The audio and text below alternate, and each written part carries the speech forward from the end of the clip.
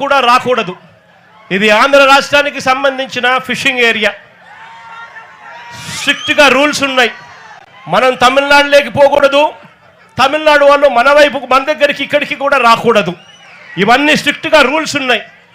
Rules ఉన్నా కూడా పక్కన తమిళనాడు నుంచి కరైకల్ ప్రాంతానికి చెందిన బోట్లు, మెకనైజ్డ్ బోట్లు మన ప్రాంతానికి ఇక్కడికి వచ్చి వాళ్ళు మెకనైజ్డ్ బోట్లతో ఇక్కడ మన మత్స్య సంపదనంతా కూడా తరలించుకొని పోతూ ఉంటే మన వాళ్ళు కడుపు మండి, మన వాళ్ళు తినడానికి ఇబ్బంది పడే పరిస్థితుల్లో కడుపు మండి రాష్ట్ర ప్రభుత్వం పలకని పరిస్థితుల్లో ఆ బోట్లను మన మత్స్యకారుల దగ్గరుండి ఆ బోట్లను పట్టుకొని పోలీసులకు అప్పచెప్తే పోలీసులు ఆ బోట్ల మీద కేసులు కట్టి ఎఫ్ఐఆర్లు చేసి ఆ బోట్లను సీజ్ చేస్తే ఆ సీజ్ చేసిన ఆ బోట్లను, ఆ ఎఫ్ఐఆర్ కట్టిన ఆ బోట్లను చివరకు మళ్ళీ ఏమైంది, ఇక్కడే ఇది ఫోన్ కాల్ డేటా.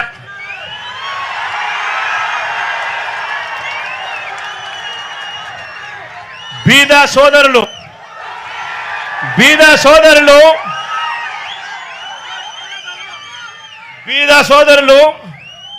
ఆయన అనుచరుడు కొందూరు పోలిశెట్టి, అక్కడ బోటు యజమానులు అశోక్, వీరి మధ్య జరిగిన సంభాషణలకు సంబంధించిన కాల్ డేటా, టెలిఫోన్లో మాట్లాడిన కాల్ డేటా, కాల్ నెంబర్లు, వీళ్ళందరూ కూడా కుట్రబన్ని ఒకరితో ఒకరు మాట్లాడుకొని నారా లోకేష్ అనే వ్యక్తి ఇప్పుడు మార్చి 12వ తారీఖున ఇటుకు వస్తాడు. మార్చి 16వ తారీఖున ఈ బోట్లు ఇక్కడ నుంచి పోతాయి. అంటే మత్స్యకారుల మీద కడుపు మీద కొట్టడం కోసం ఏకంగా ఇంతమంది దొంగలు, ఇంతమంది పెద్ద పెద్ద దొంగలు, ఒకడు ముఖ్యమంత్రి కొడుకు, ఒకడు ఎంపీ, ఇంకొకడు ఎమ్మెల్యే, ఇంతమంది కలిసి ఎవరిని తన్నేది? చిన్న చిన్న పేదవాళ్ళైనా మత్స్యకారులను తనడానికి, కడుపు మీద కొట్టడానికి ఇంతమంది ఏకమవుతారు. నేను అడుగుతా ఉన్నా, వాళ్ళ మధ్య జరిగిన టెలిఫోనిక్ ఫోన్ సంభాషణలు, కాల్ డేటాలు కూడా ఈ మాదిరిగా అందుబాటులో ఉంటే, ఈ డేటా అంతా కూడా కనిపిస్తూ ఉంటే ఒక్కరినన్నా అరెస్ట్ చేశారని అడుగుతా ఉన్నాను.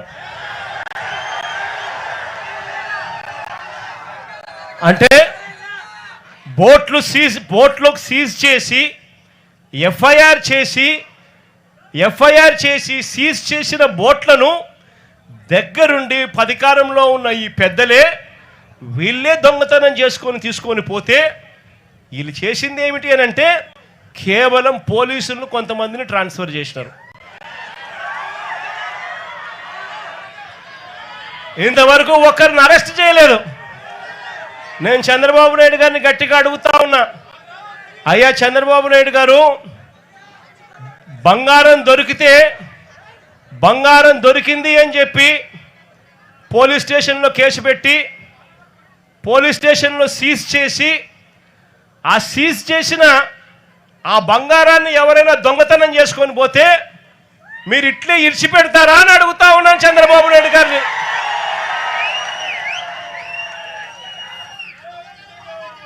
మత్స్యకారులు అంటే ఇంత చులకనగా ఉన్న ఈ పెద్ద మనిషి చంద్రబాబు నాయుడు గారికి గట్టిగా బుద్ధి చెప్పే రోజులు త్వరలోనే వస్తాయని చెప్పి, ఎల్లకాలం ఈ ప్రభుత్వం ఇలాగనే కొనసాగదు అని చెప్పి గట్టిగా చంద్రబాబు నాయుడు గారిని గట్టిగా మందలిస్తా ఉన్నాం. ఇదే పెద్ద మనిషి చంద్రబాబు నాయుడు గారికి చెప్తా ఉన్నా, ఇక్కడే ఎంపీలు ఫోన్లు చేస్తారు, కొంతమంది మత్స్యకారులకు 10 లక్షల రూపాయలు డబ్బులు ఇస్తారు, వాళ్ళ ఇల్లు కలిసి దొంగతనం చేసే దాంట్లో పాత్రదారులు అవుతారు. ముఖ్యమంత్రి కొడుకు దగ్గరుండి ఆశీస్సులు ఇస్తాడు. మార్చి 12వ తారీఖు ఆయన వచ్చి చేసుకోపోండి అని ఆశీస్సులు ఇస్తాడు. మార్చి 16వ తారీఖున దొంగతనం జరుగుతుంది. ఇంతకన్నా దిక్కుమాలిన ప్రభుత్వం ప్రపంచ చరిత్రలో ఇంకేదైనా ఉంటుందా అని అడుగుతా ఉన్నా మిమ్మల్ని అందరినీ కూడా. నేను అందరికీ కూడా ఒకటే చెప్తా ఉన్నా, చంద్రబాబు నాయుడు గారి వల్ల ఇవాళ రాష్ట్రంలోని ప్రతి సెక్షన్ కూడా, ప్రతి ఒక్కరూ కూడా ఈ పొద్దు చంద్రబాబు నాయుడు గారిని చీదరించుకుంటా ఉన్న పరిస్థితి. ఎన్నికలప్పుడేమో సూపర్ 6లని, సూపర్ 7లని, బాండ్లని ఇంటింటికి వచ్చి ప్రతి ఒక్కరిని మోసం చేశాడు. ఎన్నికలు అయిపోయిన తర్వాత గతంలో వైఎస్ఆర్సీపీ ప్రభుత్వంలో ఉన్న పథకాలన్నీ రద్దు చేశాడు. ఆయన పెడతానన్న బిర్యానీ కూడా తీసేసినాడు. చివరికి పలావ్ పోయింది, బిర్యానీ పోయింది. మరోవైపు చూస్తే చదువుకుంటున్న పిల్లలకు ఫీజులు అందక, ఫీజు రీయింబర్స్మెంటు, విద్యా దీవెన, వసతి దీవెన అందక పిల్లలు చదువులు మానేస్తా ఉన్న పరిస్థితులు. మరోవైపు చూస్తే గవర్నమెంట్ స్కూళ్ళు ఇవాళ అన్యాయమైన పరిస్థితిలోకి పోతా ఉన్న పరిస్థితులు. గోరు ముద్ద కింద మనం తీసుకొచ్చిన పథకం ఈరోజు చిన్నారులు మంచి భోజనం కూడా పెట్టలేని పరిస్థితిలో ఈ రాష్ట్ర ప్రభుత్వం పనిచేస్తూ ఉంది. పిల్లల చేతుల్లో ట్యాబులు కనపడాల్సిన చోట ఇంగ్లీష్ మీడియం బడుల కింద గవర్నమెంట్ బడులు జరగాల్సిన చోట పిల్లలకు ఈరోజు నాసిరకం చదువులు అందుతూ ఉన్నాయి. మరోవైపున చూస్తే ఆరోగ్యశ్రీ పథకం పూర్తిగా పడకేసింది. పేదవాడు ఈరోజు ఎక్కడైనా కూడా వైద్యం అందాలి అని అంటే లక్షలు ఈ పొద్దు పేదవాడు వైద్యం కోసం కడితే తప్ప వైద్యం అందని పరిస్థితి. ఇక్కడ కూడా నా దగ్గరికి ఎవరో ఒక బోర్డు పట్టుకొని వచ్చినారు, అన్నా నా పరిస్థితి ఇట్లుందన్నా, మా కుటుంబ సభ్యుల పరిస్థితి ఇట్లుంది అని చెప్పి ఇక్కడికి కూడా ఎవరో వచ్చి బోర్డు పట్టుకొని వచ్చినారు. అదే మన ప్రభుత్వ హయాంలో ఏకంగా ఆరోగ్యశ్రీని 25 లక్షల దాకా ఉచితంగా చేసే వైద్యాన్ని పెంచి 3300 ప్రొసీజర్లకు తీసుకొని పోయి ఏ పేదవాడికి వైద్యం బాగోలేకపోయినా కూడా ఆ పేదవాడి చిక్కటి చిరునవ్వుతో వైద్యం అందించిన పరిస్థితి నుంచి ఈరోజు నెట్వర్క్ హాస్పిటళ్ళు పేదవాడిని బోర్డు తిప్పేస్తూ ఉన్న పరిస్థితులేకి, ఈరోజు పేదవాడు కనపడితే బోర్డు తిప్పేస్తూ ఉన్న పరిస్థితులేకి ఈరోజు నెట్వర్క్ హాస్పిటల్ తయారయ్యాయంటే వైద్యమే స్థాయిలోకి దిగజారిందో చెప్పాల్సిన పనుల. మరోవైపున చూస్తే ఉచిత పంటల బీమా గాలికి ఎగిరిపోయింది. మరోవైపున రైతులకు ఏ ఒక్కరికి కూడా కనీస గిట్టుబాటు ధరలు రాని పరిస్థితిలో, ఏ పంటకు గిట్టుబాటు ధరలు రాని పరిస్థితిలో ఉంది. ఈరోజు రైతాంగం పరిస్థితి అత్తే.